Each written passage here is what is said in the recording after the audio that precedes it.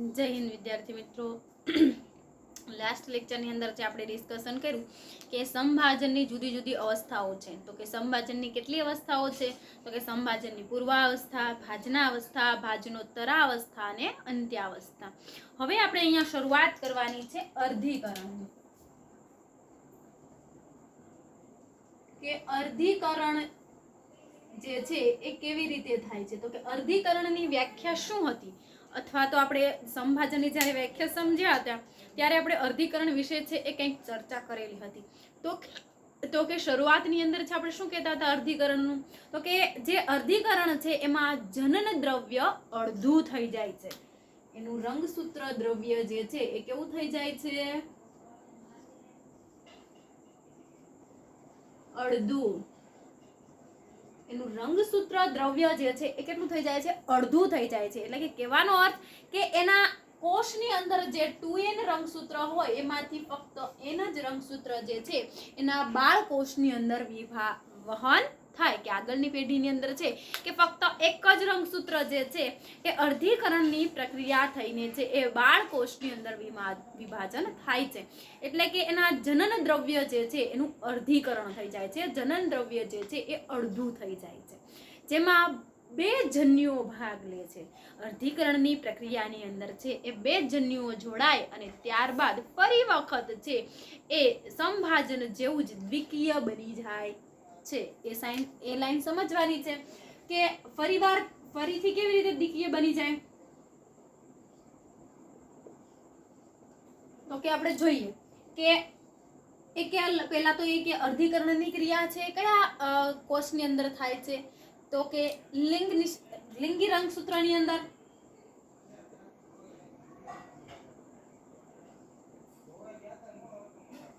કયા રંગસૂત્રની અંદર થાય છે? લિંગી રંગસૂત્રની અંદર. કયા નંબરનું છે?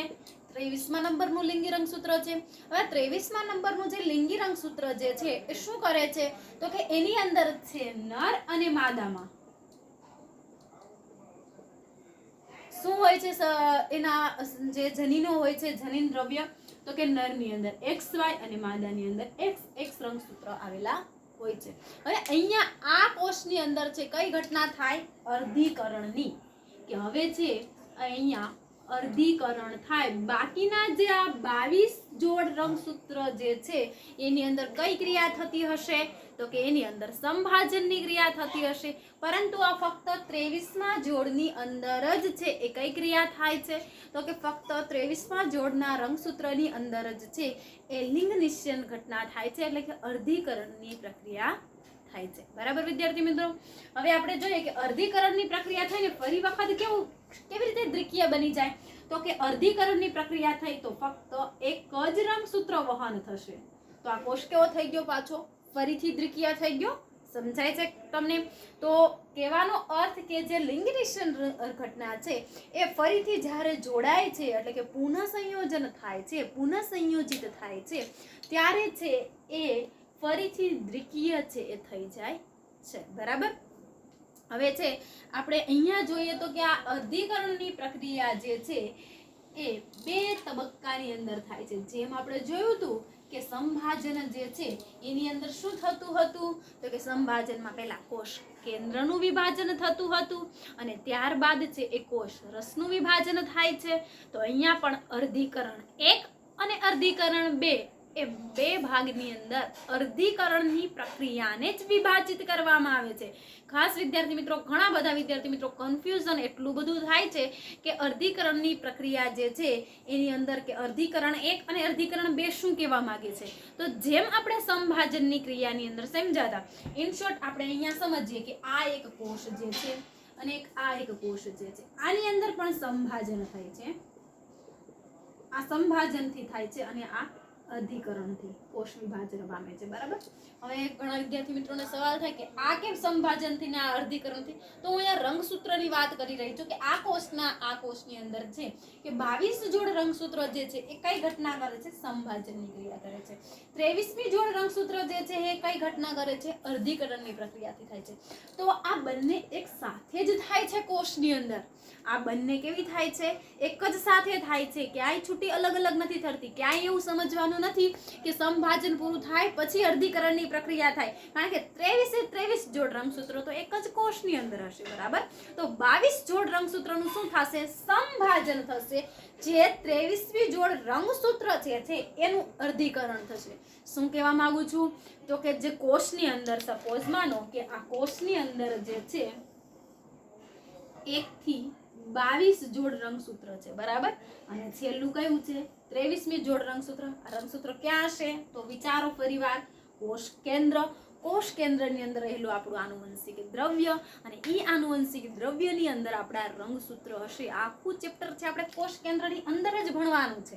ક્યાં ભણીએ છીએ? તો કે કોષ કેન્દ્રની અંદર જ જે આપણે ભણીએ છીએ કે આપણું ન્યુક્લિયસ જે છે એની અંદર જ આપણે આખું ચેપ્ટર ભણીએ છીએ. તો કહેવાનો અર્થ એ છે કે આ 22 1 થી 22 જે છે એમાં સંભાજન થાય છે અને અર્ધીકરણ છે એ 23માં રંગસૂત્રમાં થાય છે. તો કે આ બંને તો એક જ કોષની અંદર છે. 1 થી 22 જે છે એની અંદર સંભાજન, અને 23મું જે છે એની અંદર શું થાય? તો કે અર્ધીકરણની ક્રિયા થાય, બરાબર. તો કે આ એક કોષની અંદર છે 23 જોડ રંગસૂત્ર રહેલા છે, બરાબર. હવે છે આપણે જોઈએ કે અર્ધીકરણ જે છે કે સંભાજનની અંદર આપણે સંભાજન જોયું કે 1 થી 22 અને આ 23મી જોડ રંગસૂત્ર, બરાબર. તો કે આ 1 થી 22 જોડની અંદર શું થતું હતું? પહેલા કોષ કેન્દ્રનું વિભાજન. તો કોષ કેન્દ્રની અંદર આ 23મી જોડ રંગસૂત્ર પણ હશે જ ને. 23મી જોડ રંગસૂત્ર પણ શું હશે? અંદર કોષ કેન્દ્રની અંદર જ હશે. તો ત્યારે આ બધી ઘટના સાથે જ થાય છે. અર્ધીકરણ અને સંભાજનની ક્રિયા શું થાય છે? સાથે જ શરૂઆત થાય છે. હવે આપણે આગળ જોઈએ તો અહીંયા છે એક કોષમાંથી બે કોષ બનવા માટે શું થતું હતું?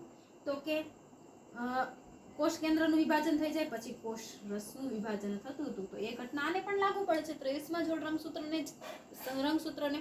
તો હવે આપણે અત્યારે જે સમજી રહ્યા છીએ એ આ 23માં જોડના રંગસૂત્રને લઈને અર્ધીકરણની પ્રક્રિયા આપણે ભણવાની છે. તો ખાસ એ જ કે પહેલા આપણે પ્રશ્ન સમજતા પહેલા આપણે શાના વિશે ભણી રહ્યા છે એ તો આપણને ખ્યાલ હોવો જોઈએ. તો હવે કોન્સેપ્ટ ક્લિયર થવો જોઈએ ખાસ કે શું કહેવા માંગે છે. હવે આપણે જોઈએ કે જે 23મી જોડ રંગસૂત્રની અંદર છે ઘટના જે બને છે તો આપણે એટલું તો સમજી ગયા કે બંને એક સાથે જ થાય છે, કારણ કે કોષ કેન્દ્રની અંદર 1 થી 23 જોડ, ક્યાંય 23મી જોડ રંગસૂત્ર કઈ છૂટું જોવા મળતું નથી કે અલગ એનું કોષ કેન્દ્ર જોવા મળતું નથી. તો 23મી જોડ એક સાથે જ રંગસૂત્ર છે તો બંને ઘટના પણ સાથે જ થશે. તો અહીંયા આ જે એની વિશેષતા શું છે? તો અર્ધીકરણની વિશેષતા છે કે એસ તબક્કાને અનુસરીને. તો એસ તબક્કાને યાદ કરો કે એસ તબક્કાની અંદર શું થતું હતું? તો કે એસ તબક્કાની અંદર ડીએનએ નું સંશ્લેષણ થાય છે. શું થાય છે? તો કે ડીએનએ નું સંશ્લેષણ થતું હતું. તો અહીંયા પણ ડીએનએ તો કોષ કેન્દ્ર એના પણ અંદર ડીએનએ હશે કે 23મી જોડ રંગસૂત્ર હશે એની અંદર પણ રંગસૂત્ર દ્રવ્ય તો હશે જ. તો એ રંગસૂત્ર દ્રવ્યના આધારે છે અર્ધીકરણ 1 આપણે હમણાં જ પહેલા જ ભણી ગયા કે જે અર્ધીકરણની પ્રક્રિયા છે અર્ધીકરણ 1 અને અર્ધીકરણ 2 એમ બે ભાગની અંદર વિભાજિત કરવામાં આવી છે, બરાબર. હવે આપણે આગળ અહીંયા સમજીએ કે આ અર્ધીકરણ 1 જે છે એને 5 તબક્કામાં વિભાજિત કરવામાં આવે છે. અને અત્યારે જે ચાલી રહેલો જે પ્રશ્ન છે એ મોસ્ટ આઈએમપી સવાલ છે આ ચેપ્ટરનો કે અર્ધીકરણ 1. તો કે અર્ધીકરણ 1 ની પૂર્વાવસ્થા.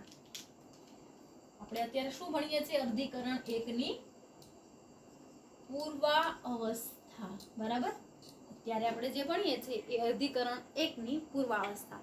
અર્ધીકરણ 1 પૂર્વાવસ્થા, ભાજનાવસ્થા, ભાજનોત્તરાવસ્થા અને અંત્યાવસ્થા. અર્ધીકરણ 2 પૂર્વાવસ્થા, ભાજનાવસ્થા, ભાજનોત્તરાવસ્થા અને અંત્યાવસ્થા. બધા નામ તો સરખા જ છે, ખાલી અર્ધીકરણ 1 2 1 2 1 2 એમ રાખવાનું છે, બરાબર.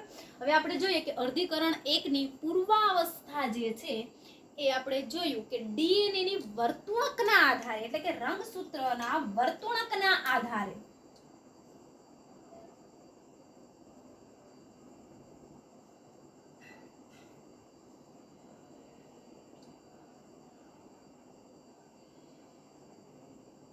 શાના આધારે? તો કે રંગસૂત્રીના સૂત્રકના વર્તુણકના આધારે કે એની વર્તુણક કેવી છે કોષમાં, બરાબર, કે રંગસૂત્રની અંદર વર્તુણકના આધારે છે એને 5 તબક્કામાં વિભાજિત કરવામાં આવ્યા છે. તો એ તબક્કા છે, થોડા નામ અટપટા છે પણ આપણે બધા જ નામ યાદ રાખીશું. પહેલો જ તબક્કો છે લેપ્ટોટીન. પહેલો તબક્કો જે છે એને શું કહેવાય છે? લેપ્ટોટીન. બીજા તબક્કાને કહેવાય છે ઝાયગોટીન.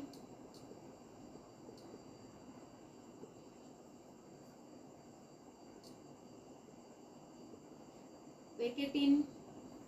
આપણે તબક્કાવાર જોતા જઈએ આગળ કે લેપ્ટોટીન તબક્કો જે છે એની અંદર શું થાય છે.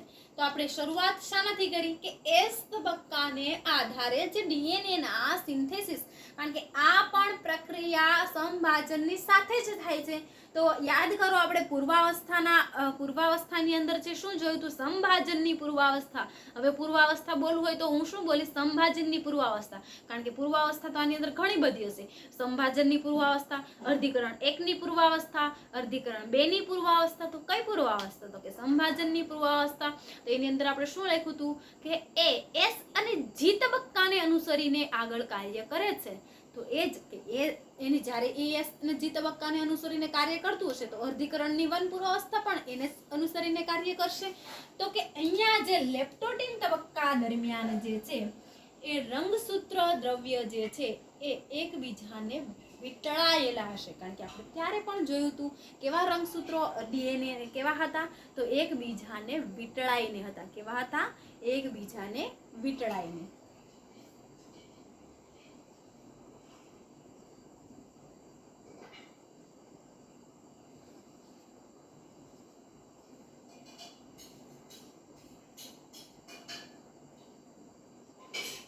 કે રંગસૂત્ર જે છે એ એકબીજાને વીંટળાઈને જોવા મળે છે અને પાતળી દોરી જેવા જોવા મળે છે. કેવા જોવા મળે છે?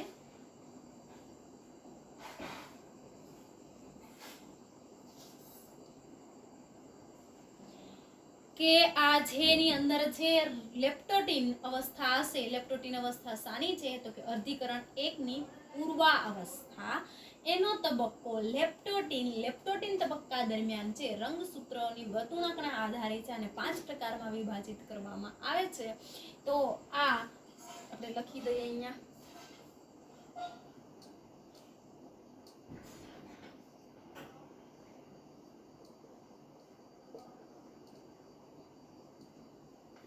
કે આ જે લેપ્ટોટીન પાતળી કેવા દેખાય છે? તો કે રંગસૂત્ર દ્રવ્ય એકબીજાને વીંટળાઈને હશે, કારણ કે આપણે સમભાજનની પૂર્વાવસ્થા પણ કેવું જોયું હતું? તો કે એકબીજાને વીંટળાઈને હતું. કેવું હતું? એકબીજાને વીંટળાઈને હતું. બરાબર. હવે પાતળી દોરી જેવા છે જોવા મળે છે અને સ્પષ્ટપણે છે અત્યારે આપણને તંતુમય છે એ ઇલેક્ટ્રોન માઇક્રોસ્કોપની અંદર દેખાશે. બરાબર. કેવા દેખાશે? તો કે ઇલેક્ટ્રોન માઇક્રોસ્કોપની અંદર પાતળી દોરી જેવા દેખાશે. ત્યાર પછીની બીજી અવસ્થા છે ઝાયગોટીન અવસ્થા. હવે કે ઝાયગોટીન અવસ્થા જે છે એની અંદર શું થશે? તો કે અહીંયા જે રંગસૂત્ર દ્રવ્ય હશે એટલે કે રંગસૂત્રિકાઓ કે આ કેવી છે? વીંટળાઈની હતી તો થોડી છૂટી પડશે. શું થશે? કે રંગસૂત્રિકાઓ જે છે એ ઝાયગોટીન તબક્કા દરમિયાન કે રંગસૂત્રિકાઓ જે છે એ ઝાયગોટી દરમિયાન છે એ આમ એકબીજાને વીંટળાઈને તો હશે જ, પરંતુ આમ થોડા અંતરે છે એ છૂટા છે આપણને જોવા મળશે. કેવી રંગસૂત્રિકાઓ જોવા મળશે? એ થોડા અંશે છે એ છૂટેલી છે આપણને જોવા મળશે. જે અમળાઈ ગયેલી હતી કે વીંટળાઈ ગયેલી હતી એ આપણને થોડા અંશે છે એ છૂટી જોવા મળશે. તો એ રંગસૂત્રિકાઓ જે છે એમાં જનીન દ્રવ્ય જોવા મળે છે. એ જનીન દ્રવ્યને છે ને સાયનેસિપ્સ તરીકે ઓળખાય છે.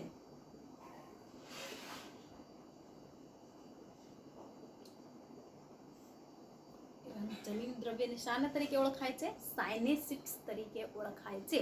કે જે એકલ રંગસૂત્રિકાઓ, આ જે રંગસૂત્રિકાઓ જે છે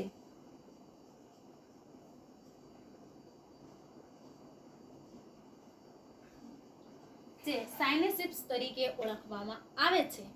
એ સાયનેસિપ્સ એટલે કે આ જે એકલ રંગસૂત્રિકાઓનું જે જટિલ રચના બનાવે છે એને સિનેપ્ટેમલ સંકુલ કહે છે. એને શું કહે છે? સિનેપ્ટેમલ સંકુલ તરીકે ઓળખવામાં આવે છે, એટલે સાયનેસિપ્સ તરીકે ઓળખાય છે. અને એ જે એકલ રંગસૂત્રિકાઓ જે છે એ આમ દ્વિકીય રચના બનાવશે, એટલે કે આ સેન્ટ્રોમિયર સાથે આ જે છે એ કેવી હશે? તો આવી રીતે આમ સેન્ટ્રોમિયર સાથે જોડાયેલી છે. પણ આ બંને આપણે મેં અહીંયા સ્પષ્ટપણે દર્શાવી છે, પરંતુ એવી સ્પષ્ટપણે છે આ તબક્કાની અંદર આપણને જોવા મળશે નહીં. આમ એકબીજાને વીંટળાયેલી હશે. કેવી હશે? આમ એકબીજાને આમ સર્પિલાકાર જે છે એ વીંટળાયેલી હશે. બરાબર. હવે એ વીંટળાઈને અહીંયા શું થાય છે? તો કે આવી રીતે દૂર થાય છે. એ વીંટળાઈ એટલે કે આમ દૂર નથી દર્શાવવાની. કહેવાનો અર્થ સમજાય છે? તો કે આ જે વીંટળાયેલી કે અમળાયેલી હતી એ આવી રીતે છે આપણને જોવા મળે છે. તો એ જે સંકુલ બનાવે છે, જટિલ રચના બનાવે છે, જેને કહેવાય છે સિનેપ્ટેમલ સંકુલ. શું કહેવાય છે? સિનેપ્ટેમલ સંકુલ. તો આ જે સિનેપ્ટેમલ સંકુલ જે બનાવે છે એમાં રંગસૂત્રિકાઓ દ્વિસૂત્રી સ્વરૂપે જોવા મળે છે. કયા સ્વરૂપે જોવા મળે છે? કે આપણે ઇલેક્ટ્રોન માઇક્રોસ્કોપની અંદર જોઈએ તો પણ દ્વિસૂત્રી જ જોવા મળે છે, પરંતુ હકીકતમાં એ ચતુસૂત્રી હોય છે. હકીકતમાં છે એ રચનાઓ છે કેવી હોય છે? ચતુસૂત્રી હોય છે. જ્યારે આપણને જોવા કેવી મળે છે? તો કે દ્વિસૂત્રી છે એ જોવા મળે છે. તો કે અહીંયા જે છે કે આ રંગસૂત્ર કેવા થઈ ગયા? આ બંને રંગસૂત્ર જે સમાન હશે તો એને આપણે શું કહીશું? સમજાત. તો આનો મહત્વનો અને વિશિષ્ટ પોઈન્ટ છે કે લેપ્ટોટીન તબક્કા દરમિયાન છે સમજાત રંગસૂત્રિકાઓની છે એ રચના બનાવે છે, જે સિનેપ્ટિસિસ તરીકે ઓળખાય છે. અને એ સિનેપ્ટિસિસ સંકુલ એટલે જટિલ રચના બનાવે છે, જેને કહેવાય છે સિનેપ્ટિમલ સંકુલ. અને એની અંદર જે આપણી વિશિષ્ટતા હોય છે કે વૈકલ્પિક જનીન, એ તમને અત્યારે આ વૈકલ્પિક જનીન જે છે એ આની અંદર આવેલા હોય છે, સમજાત રંગસૂત્રની અંદર આવેલા હોય છે. હવે વૈકલ્પિક જનીન છે આપણે 12th ની અંદર છે એ શીખીશું કે વૈકલ્પિક જનીન શું કહેવા માંગે છે. અત્યારે એ આખું મોટું અલગ ટોપિક થઈ જાય આપણા માટે. તો આપણે ખાલી યાદ રાખીએ કે સમજાત રંગસૂત્ર જે છે એ સિનેપ્ટિમલ સંકુલ બને છે તો એની અંદર વૈકલ્પિક જનીનો છે એ વિશિષ્ટ રીતે અને જટિલ રીતે છે એ જોડાયેલા હોય છે. તો અહીંયા સુધીની રચના જે છે એ આપણને ઝાયગોટિન તબક્કા દરમિયાન જોવા મળે છે. હવે જે આપણે આગળનો તબક્કો જોઈએ, પેકેટિન તરીકે ઓળખાય છે. પેકેટિન અથવા પેકેટિન બંને રીતે એને બોલવામાં આવે છે. બરાબર. પેકેટિન તબક્કો જે છે એની શરૂઆત જે છે પુનઃસંગઠનથી થાય છે.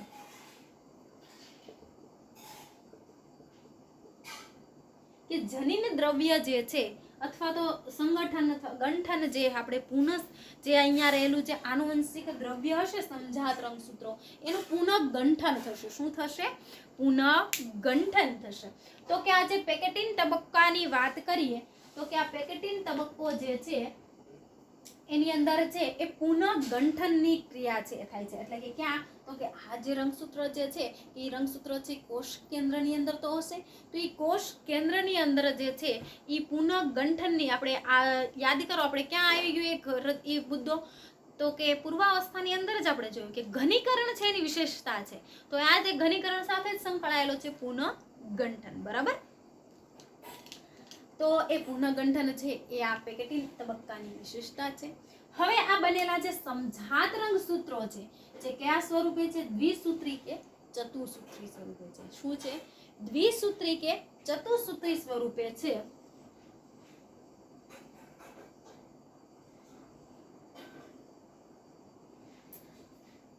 તો પહેલા તો પુનઃગંઠન કે પુનઃસંયોજન થઈ ગયું, એનું છે એ નિર્માણ થઈ ગયું.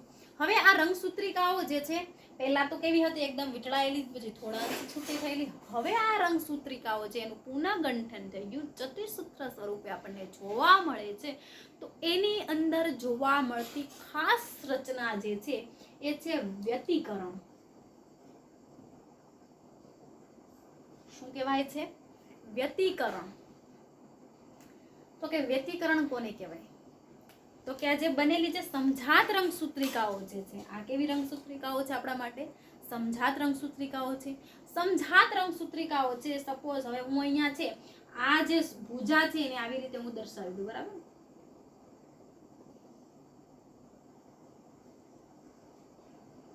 સેન્ટ્રોમિયર નથી દર્શાવતી, સમજવા માટે કે આ બે જનીન છે. કેવા છે? આ બે જે છે એ જનીન છે. સોરી, આ બંને છે રંગસૂત્રિકાઓ છે. આ બંને શું છે?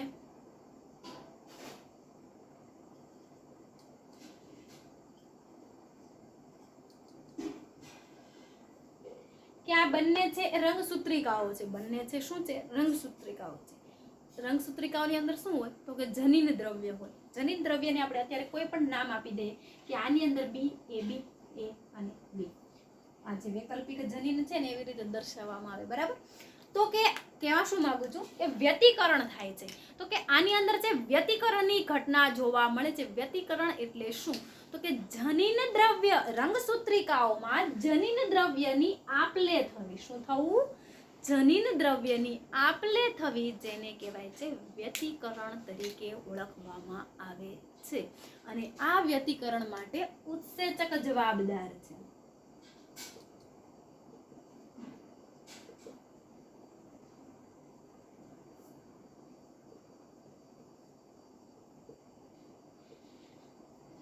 કે આ જનીન માટે શું જવાબ? આ વ્યતિકરણની ઘટના એટલે શું? તો કે જનીન દ્રવ્યની અંદર આ જે જનીન છે, સોરી, રંગસૂત્રિકાઓમાં જનીન દ્રવ્યની અદલા બદલી. જો તમે અહીંયા એ છે એ ક્યાં આવી જશે? અહીંયા આવી જશે. આ બી છે ક્યાં આવી જશે? સામેના જનીનની અંદર આવી જશે. તો શું કહેવા માંગુ છું કે રંગસૂત્રિકાઓની અંદર છે જનીન દ્રવ્યની અદલા બદલીને વ્યતિકરણ કહેવામાં આવે છે. વ્યતિકરણ જે છે એ આપણે 12મા ધોરણની અંદર બહુ જ વિશાળ ભણવાનું છે, કારણ કે 12મા ધોરણના અંદર આપણે જીનેટિક્સના ચેપ્ટર છે એ ભણવાના છે, બરાબર. તો એટલા માટે તો કીધું છે કે આ જો 10મું ચેપ્ટર કોન્સેપ્ટ ક્લિયર થાય તો એ 12મા ધોરણના છે 3 ચેપ્ટર છે તમને સમજાય, બરાબર. બાકી તો એ 3 ચેપ્ટર ઉપરથી ગયા એમ જ સમજવાનું છે. એટલા માટે તો વારંવાર છે કહું છું કે અહીંયા છે ખાસ ધ્યાનપૂર્વક છે એ સમજવાનું છે. તો કે આ જે વ્યતિકરણની જે ઘટના જે છે, વ્યતિકરણની ઘટના છે તો શું થાય છે? તો કે રંગસૂત્રિકાઓમાં જનીન દ્રવ્યની અદલા બદલી, જે વ્યતિકરણ કહેવામાં આવે છે.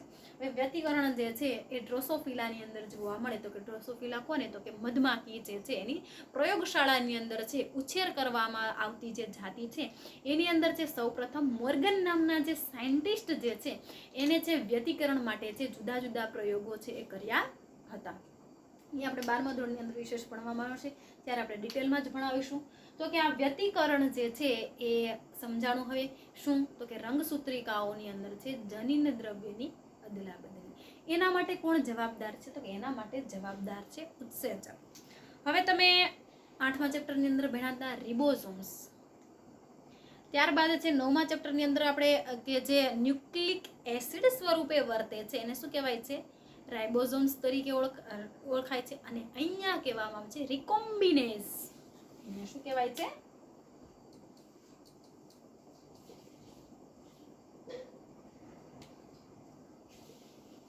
એટલે યાદ રાખવાના છે ત્રણે ત્રણ જે ચેપ્ટરના જે શબ્દ જે છે એ અલગ તારવવાના છે, બરાબર. ઉત્સેચક છે કે અંગી એક ઉત્સેચક છે, બીજું છે ન્યુક્લિક એસિડ તરીકે વર્તે છે, અને ત્રીજું છે કે આ વ્યતિકરણની ઘટનામાં છે એ ભાગ ભજવે છે જનીન દ્રવ્યની હેરફેર કરવામાં. તો એટલા માટે છે એ ત્રણેય શબ્દ એકબીજાને મળતા છે. એક અંગિકા છે, બીજી છે ન્યુક્લિક એસિડ તરીકે વર્તે છે, અને ત્રીજું છે એ ઉત્સેચક છે, બરાબર. છેલ્લા બે તો એ ઉત્સેચકો છે પણ ભૂમિકા એ બંનેની અલગ અલગ છે. એકની વ્યતિકરણની અંદર છે અને બીજાની છે એ ન્યુક્લિક એસિડ છે. તો ત્રણેય ચેપ્ટરની અંદર છે આર પરથી છે રિકોમ્બિનેઝ, રાઇબોસોમ્સ, રિબોસોમ્સ, અંગિકા, તો એ ત્રણેય આપણે અલગ અલગ છે એ ભણાય છે, બરાબર. તો એ ત્રણેય અલગ અલગ યાદ રાખવાના છે. તો કે વ્યતિકરણની ઘટના છે એ જુદા જુદા ઉત્સેચકો દ્વારા છે આપણને જોવા મળે છે. અને ઘણા જે છે ત્યારબાદ છે કે આ પેકેટિન ડિપ્લોટિન જે અવસ્થા જે છે એની શરૂઆત થાય છે. તો કે ડિપ્લોટિન અવસ્થાની અંદર શું થતું હશે? તો કે આ રંગસૂત્રિકાઓ જે છે ને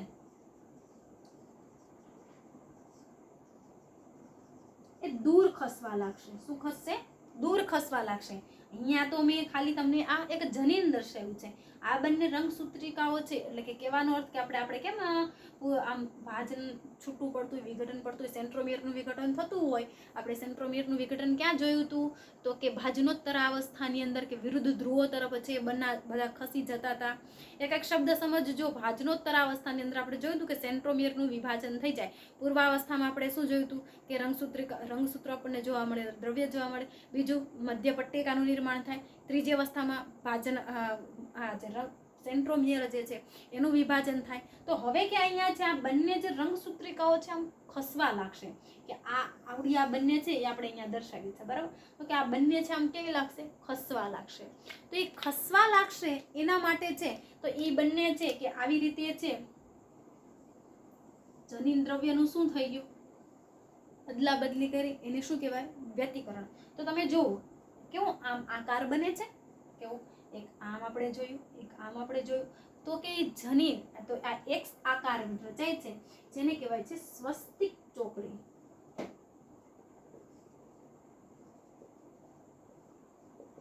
શું કહેવાય છે? સ્વસ્તિક ચોકડી તરીકે ઓળખવામાં આવે છે. શું કહેવાય છે? ફરીવાર કે ડિપ્લોટિન અવસ્થાની શરૂઆત ક્યાંથી થાય છે? તો કે ડિપ્લોટિન અવસ્થાની શરૂઆત છે રંગસૂત્રિકાઓ દૂર ખસે છે. શું થાય છે? રંગસૂત્રિકાઓ દૂર ખસે છે, જેના કારણે છે પેકેટિન અવસ્થા દરમિયાન છે જે જનીનોની જે અદલા બદલી થઈ હશે, જે વૈકલ્પિક જનીનો એકબીજામાંથી ફર્યા હશે, તો વ્યતિકરણની જે ઘટના થઈ છે તો એ બને એટલા બધા તો ખસશે નહીં, જેના કારણે છે એની અંદર છે આવી એક્સ આકારની છે ચોકડી જેવી રચના બનાવે છે, જેને કહેવાય છે સ્વસ્તિક ચોકડી તરીકે ઓળખવામાં આવે છે. હવે ઘણા જે નિમ્ન કક્ષાના જે સજીવો છે એની અંદર પણ આવી વ્યતિકરણની ઘટના જોવા મળે છે, અને જે કીટકો જે છે અમુક એવા ડિંબીય અવસ્થાની અંદર પણ છે આ સ્વસ્તિક ચોકડીઓનું નિર્માણ છે આપણને જોવા મળતું હોય છે. ત્યારબાદ છે કે આ ડાયકાઇનેસિસ તબક્કો જે છે એની અંદર સ્વસ્તિક ચોકડી છે એનો શું થઈ જશે? લોપ થઈ જશે. કે આ જે સ્વસ્તિક ચોકડી જે છે એનો શું થઈ જશે? લોપ થઈ જશે. અને હવે આ શું છે? પૂર્વાવસ્થાની છેલ્લો તબક્કો. અત્યારે આપણે શું ભણી રહ્યા છીએ? પૂર્વાવસ્થા જ ભણી રહ્યા છીએ, બરાબર. પૂર્વાવસ્થા ભણી રહ્યા છીએ તો પૂર્વાવસ્થાનો સૌથી છેલ્લો તબક્કો. તો યાદ કરો, સંભાજનના પૂર્વાવસ્થાના છેલ્લા તબક્કાની અંદર તમે શું લખ્યું હતું? કોષ કેન્દ્રિકા, કોષ કેન્દ્ર પટલ, આ બધાનો શું થાય? લોપ થાય. શું થાય? લોપ થાય. સંભાજનની પૂર્વાવસ્થામાં પણ છેલ્લો મુદ્દો શું હતો? તો કે છેલ્લો મુદ્દો હતો કે આપણો જે સંભાજનની પૂર્વાવસ્થાની અંદર છેલ્લો મુદ્દો શું આપણે લખ્યો હતો? તો કે કોષ કેન્દ્રિકા, કોષ કેન્દ્ર પટલ, એ બધું શું થઈ જાય? લોપ થાય, એટલે કે વિઘટન થવાની શરૂઆત થાય. અને આપણે મધ્યાવસ્થા જેને આપણે ભાજનો અવસ્થા કહીએ છીએ એની અંદર આપણે એવું શરૂઆતનો પહેલો મુદ્દો શું લખ્યો હતો? તો કે સંપૂર્ણપણે વિઘટન થઈ જાય કોષ કેન્દ્ર પટલનો. ત્યારે તો એ બધા જનન દ્રવ્ય બહાર નીકળી શકે અને કોષ રસમાં છે એ પ્રસરણ પામી શકે. તો એ આ ડાયકાઇનેસિસ તબક્કો જે છે એ પૂર્વાવસ્થાનો કયો તબક્કો છે? સૌથી છેલ્લો તબક્કો છે. તો પૂર્વાવસ્થાના છેલ્લા તબક્કાની અંદર શું થશે? તો કે પૂર્વાવસ્થાના છેલ્લા તબક્કાની અંદર છે એ આપણને છે એ કોષ કેન્દ્રિકા અને કોષ કેન્દ્ર પટલ છે એ લોપ થતા જોવા મળશે. હવે પૂર્વાવસ્થાની આપણે આ જુદી જુદી તબક્કાઓ જોયા. કયા 5 તબક્કાઓના નામ યાદ રાખવાના છે? પહેલો તબક્કાનું નામ છે લેપ્ટોટીન, ઝાયગોટીન, પેકેટીન, ડાયકાઇનેસિસ, ડિપ્લોટીન તરીકે ઓળખવામાં આવે છે. હવે એની ભાજના અવસ્થા, બાકી તો જે સાવ સરળ છે. તો કે ભાજના અવસ્થામાં આપણે શું લખતા હતા? તો કે આ અહીંયા ભાજના અવસ્થા આમ લખશો તો ખોટું પડશે, એટલે શું લખવાનું? ભાજના અવસ્થા 1 લખવાનું. અર્ધીકરણની ભાજના અવસ્થા 1 જે છે એની અંદર છે સૂક્ષ્મ નલિકાઓનું નિર્માણ થાય છે.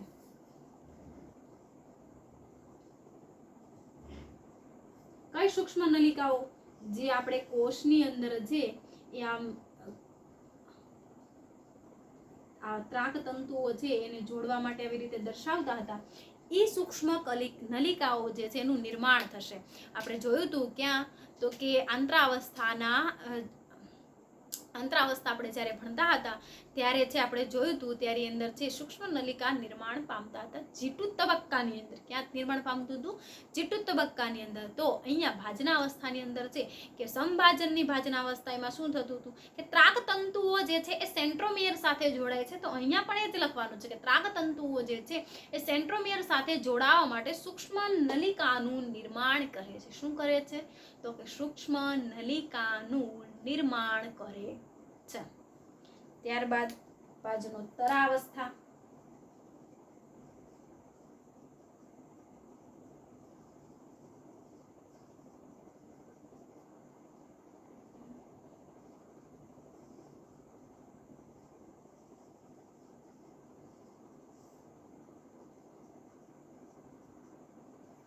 તો કે આપણે ભાજનોત્તરાવસ્થાની અંદર શું લખ્યું હતું?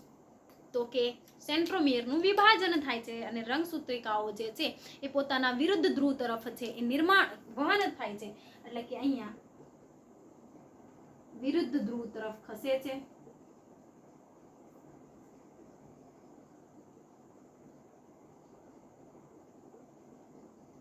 કોણ વિરુદ્ધ ધ્રુવ તરફ પ્રયાણ કરશે? તો કે રંગસૂત્રિકાઓ જે સેન્ટ્રોમિયરથી વિભાજિત થઈ છે વિરુદ્ધ ધ્રુવ તરફ છે પ્રયાણ કરશે, એટલે કે પોતપોતાના ધ્રુવો તરફ છે ગતિ કરશે. બરાબર. ત્યારબાદ અંત્યાવસ્થાની અંદર, તો કે અંત્યાવસ્થાની અંદર શું થાય? કોષ કેન્દ્રિકા, કોષ કેન્દ્ર પટલ ફરીથી નિર્માણ પામે. શું થાય? કોષ કેન્દ્રિકા, કોષ કેન્દ્ર પટલ જે છે એ ફરીથી નિર્માણ પામે છે. તો આ અવસ્થા જે છે એને દ્વિક તરીકે ઓળખાય છે, દ્વિકિત તરીકે ઓળખવામાં આવે છે. હવે એક અર્ધીકરણ, બીજું અર્ધીકરણ, એમાં અમુક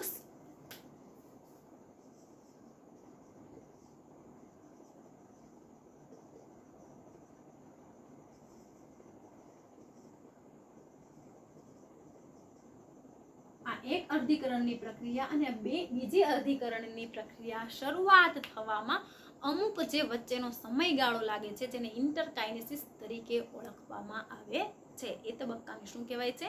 ઇન્ટરકાઇનેસિસ. એટલે કે સપોઝ અર્ધીકરણ 1 અને અર્ધીકરણ વચ્ચેનો જે તબક્કો જે છે, હવે એની વચ્ચે શું થાય છે એ ખ્યાલ જ નથી. શું છે કે એની વચ્ચે સૂક્ષ્મ એવો અવકાશ રહેલો છે, સૂક્ષ્મ એવો સમય જે પસાર થાય છે એને ઇન્ટરકાઇનેસિસ તરીકે ઓળખવામાં આવે છે. એને શું કહેવાય છે? ઇન્ટરકાઇનેસિસ તબક્કા તરીકે ઓળખવામાં આવે છે. કે અર્ધીકરણ 1 એટલે કે એનો વ્યાખ્યા શું થાય? તો કે 2 ક્રમિક અર્ધીકરણની પ્રક્રિયા. શું થાય? 2 ક્રમિક અર્ધીકરણની જ્યારે પ્રક્રિયા જે થાય છે એમની વચ્ચે છે જે રહેલો અવકાશ છે, સમયગાળો જે છે એને છે એ ઇન્ટરકાઇનેસિસ તબક્કા તરીકે ઓળખવામાં આવે છે. અને અંત્યાવસ્થાના જે કોષ કેન્દ્રિકા, કોષ કેન્દ્ર પટલ જે નિર્માણ પામે છે અને એક કોષ જે નવા અર્ધીકરણ જે છે એ પૂર્ણ થાય છે જેને દ્વિક તરીકે ઓળખાય છે. અહીંયા જે સૂક્ષ્મ નલિકાઓ જે એટલે કે ભાજના અવસ્થાઓ હશે અને જે આ ભાજનોત્તરાવસ્થા આપણે લખ્યું કે વિરુદ્ધ ધ્રુવ તરફ છે એ પ્રયાણ કરશે. અહીંયા એક વિચિત્ર શબ્દ છે દોહિત્રી. એટલે કે દોહિત્રી એટલે કેવી રંગસૂત્રિકાઓ? તો કે આજે આપણે અહીંયા લખ્યું ને દ્વિસૂત્રી અને ચતુસૂત્રી, તો એવી રીતે છે અહીંયા એવી રંગસૂત્રિકાઓ જોવા મળશે એટલા માટે એનું નામ આપ્યું છે દોહિત્રી. તો કે દોહિત્રી શા માટે કીધું છે? તો આ કે આપણે આ તબક્કાની અંદર શું સમજ્યા છીએ? તો કે અહીંયા સેન્ટ્રોમિયરનું શું થઈ જાય? વિભાજન થઈ જાય. કે સેન્ટ્રોમિયરનું વિભાજન થઈ જાય આવી રીતે કે સેન્ટ્રોમિયરનું આમ ઊભું વિભાજન થાય તો આ પોતાનું સ્વતંત્ર અસ્તિત્વ ગુમાવી દે છે. આપણે અંત્યાવસ્થામાં જોયું હતું, સંભાજનની અંત્યાવસ્થામાં જોયું હતું કે પોતાનું સ્વતંત્ર અસ્તિત્વ જે છે એ ગુમાવી દે છે. તો આ જે અહીંયા આપણને જોવા મળે શું થાય? આ રંગસૂત્રિકાઓ કેવી કહેવાય? દોહિત્રી રંગસૂત્રિકાઓ કહેવાય. કેવી કહેવાય? દોહિત્રી રંગસૂત્રિકાઓ કહેવાય. તો આજે આપણે જે ભણ્યા છીએ શું છે? તો કે પૂર્વાવસ્થા, એટલે કે આપણું ચેપ્ટર છે અહીંયા પૂરું થયું. બરાબર. એટલે કે અર્ધીકરણ 2 જે છે એ ફક્ત આપણે સમજવાનું છે, ક્યાંય એક્ઝામની અંદર છે એ પૂછાતું નથી. ખાલી ને ખાલી પૂછાય છે સંભાજનના તબક્કા. આ ચેપ્ટરના 3 જ સવાલ જે છે એ આઈએમપી છે. પહેલો સવાલ સંભાજનના તબક્કા, બીજો સવાલ, અર્ધીકરણ 1 ના તબક્કા એટલે કે જે આપણે 5 આપણે જે ભણાવી, કયા 5? તો કે લેપ્ટોટીન, ઝાયગોટીન, પેકોટીન, ડાયકાઇનેસિસ, એ જે તબક્કાઓ પર જે ભણાય એ, બરાબર. તો એ તબક્કાઓ. અને ત્રીજો છે કે આ બંને વચ્ચેનો તફાવત, સંભાજન અને અર્ધીકરણ વચ્ચેનો તફાવત શું છે એ આપણે, તો તફાવત હું સમજાવીશ. આપણે છેલ્લું ચેપ્ટર, હવે ચેપ્ટર પૂરું થઈ ગયું છે આપણે એક લેક્ચરમાં એમ પણ. તો કે આ જે 3 પ્રશ્નો છે એ 5 માર્ક્સના છે. કયા? તો કે સંભાજનની પૂર્વાવસ્થા જુદી જુદી 4 છે. બીજો પ્રશ્ન અર્ધીકરણની પૂર્વાવસ્થા 1, આ જે જુદા 5 તબક્કા છે એ. ત્રીજો પ્રશ્ન જે છે કે સંભાજન અને અર્ધીકરણ વચ્ચેના તબક્કા, ઓછામાં ઓછા 10 મુદ્દા લખવાના રહેશે, કારણ કે 5 માર્ક્સનો સવાલ છે, બરાબર. કે 5 માર્ક્સનો સવાલ છે, એમાં આપણે 10 મુદ્દાથી સમજાવીશું, એટલે ઓછામાં ઓછા તમારે એક્ઝામની અંદર 8 મુદ્દા છે એ લખવાના રહેશે. તો હવે જે એમાં જે 2 નાના સવાલ જે છે, સંભાજનનું મહત્વ અને અર્ધીકરણનું મહત્વ, એ બંને સવાલ છે એ 2-2 માર્ક્સની પૂછાય છે. એટલે કે આપણું ચેપ્ટર અહીંયા પૂરું થઈ જાય ને એટલું ચેપ્ટર આપણું આઈએમપી છે, બરાબર. તો આપણે જે વિદ્યાર્થી મિત્રો જે આજે જે ભણ્યા કે રંગસૂત્રના વર્તુણકના આધારે, એટલે ઇન શોર્ટ ડીએનએના આધારે ડીએનએની વર્તુણક કેવી છે કોષમાં, અહીંયા કેવી હતી? વીંટળાઈની હતી. અહીંયા છે એ દ્વિસૂત્ર કે ચતુસૂત્ર સ્વરૂપે હતી. અહીંયા છે એની પેકેટિનની અંદર છે વ્યતિકરણ જોવા મળતું હતું. ડિપ્લોટિનની અંદર છે એ શું જોવા મળતું હતું? આપણને સ્વસ્તિક ચોકડીનું નિર્માણ જોવા મળતું હતું. ડાયકાઇનેસિસની અંદર છે આપણને સંપૂર્ણપણે છે સ્પષ્ટપણે રંગસૂત્ર દ્રવ્ય છે જોવા મળે છે. તો એ બધા તબક્કાની અંદર છે એ રંગસૂત્રકાઓનું વર્તુણક કેવી છે? તો કે જુદી જુદી છે. બધાની અંદર છે કે રંગસૂત્રીઓની વર્તુણક કેવી છે? તો કે તદ્દન જુદી જુદી છે, જેના કારણે છે એના 5 પ્રકાર પાડવામાં આવ્યા છે, બરાબર. તો આ 5 આજનું હોમવર્કની અંદર જે આપણે આજના લેક્ચરની અંદર જે ભણાવ્યું છે એ મુદ્દાસર અને આકૃતિ સ છે. આકૃતિ તો બુકની અંદર નથી આપી, તો એ મુદ્દાસર જે છે એ લખવાનું છે. સમજવા માટે જો તમારા માટે રફ આકૃતિ દોરવી હોય તો તમે દોરી શકો છો. હવે પછી જે આપણે જે અર્ધીકરણ 2 જે છે એ સમજવાનું છે, અને સંભાજન અને અર્ધીકરણનો તફાવત સમજવાનો છે. અને અમુક એવા દાખલા જે છે કે એ આપણે તમને સમજાવીશું કે એક પરાગરજની અંદરથી અર્ધીકરણની પ્રક્રિયા થાય તો કેટલા કોષો નિર્માણ થાય, બરાબર. હવે કે અર્ધીકરણ 1 પૂરું થયું તો કેટલા કોષો બન્યા? 2 કોષો બન્યા. બીજા અર્ધીકરણ પૂરું થાય તો 2 બન્યા. તો ટોટલ છે અર્ધીકરણની પ્રક્રિયા પૂરી થઈ અને 4 કોષો બન્યા. હજી પણ અહીંયા આપણું પૂરું નથી થઈ ગયું. હજી કોષને અર્ધીકરણ 2 માંથી પસાર થવાનું બાકી છે. આ બધી તબક્કાઓમાંથી તો ડીએનએ પસાર થાય, પછી આ 3 તબક્કામાંથી પસાર થાય, અને પછી હજી અર્ધીકરણ 2 માંથી પસાર થાય ત્યારે એ એક્સ વાય રંગસૂત્ર જે છે એ નવા કોષમાં દાખલ થાય. તો આટલી બધી કોષની કેન્દ્રની અંદર છે એ જટિલ રચના છે આપણને જોવા મળે છે. તો આપણે હવે નેક્સ્ટ લેક્ચરની અંદર છે એ મળીશું. જય હિન્દ વિદ્યાર્થી મિત્રો.